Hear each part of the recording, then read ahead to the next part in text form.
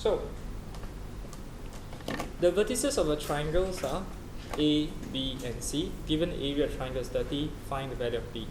So we know the area is 30, so we use the formula for area triangle: half x1 y1, x2 y2, x3 y3.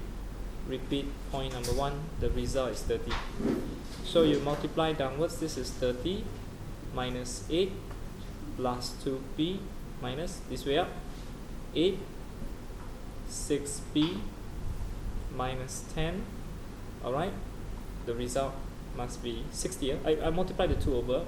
So let's simplify this. 30 minus 8 is 22. You minus another minus plus 2. So it's 24, right? And this is 2p minus 4p, negative 4p.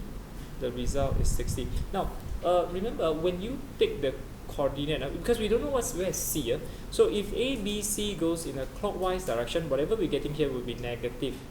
And if A, B, C, let's say, go in the anti-clockwise direction, whatever you're getting inside here is positive. So whatever inside here, the value here, we can treat like a modulus. We can treat this, it's actually a determinant of a matrix.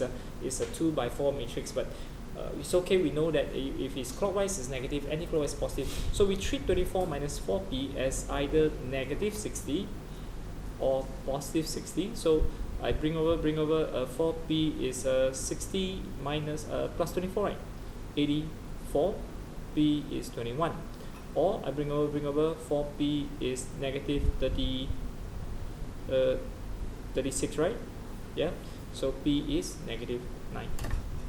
Okay, right?